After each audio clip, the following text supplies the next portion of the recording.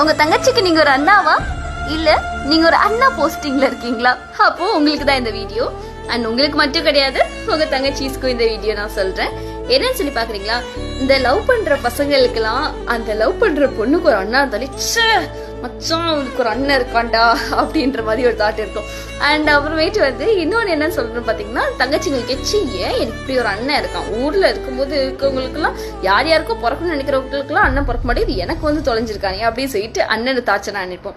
ஆனா ஒரு அண்ணங்கிறது ஒரு அடுத்த அப்பா ஸ்தானத்துல இருக்கவங்க மாதிரி.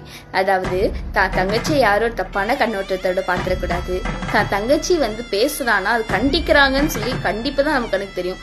ஆனா அண்ணன் வந்து தேவையில்லாம கண்டிக்க மாட்டாங்க. சில அண்ணாங்க ஜாலியா ஜோவியலா ஃப்ரெண்ட்லியா பேசுறவங்களும் இருப்பாங்க. தான் தங்கச்சி யார் கூட பேசுற, எப்படி பேசுறா, லிமிட்டோட பேசுறாளா அப்படின்னு சொல்லிட்டு எடுத்து சொல்ற மாதிரி அண்ணாக்களும் இருப்பாங்க. அண்ணாக்கள் கிடைக்கிற இந்த தங்கைகள் இருக்காங்க பாத்தீங்களா, அவங்களாம் தெய்வத்துக்கு சமம். நம்ம எல்லாருமே டெரரா நினைக்கிற அந்த அண்ணா தான் நாளைக்கு நம்ம கல்யாணம் ஆகிட்டு ஒரு ஸ்டேஜ் போகும்போது கூட அவ்வளோ எமோஷனலா குழந்தைத்தனமா உடஞ்சு போய் அழுதுருவாங்க.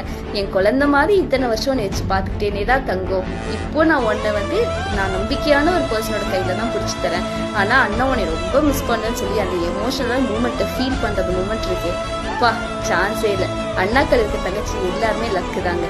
புரிஞ்சிருக்கும்னு நினைக்கிறேன். நன்றி.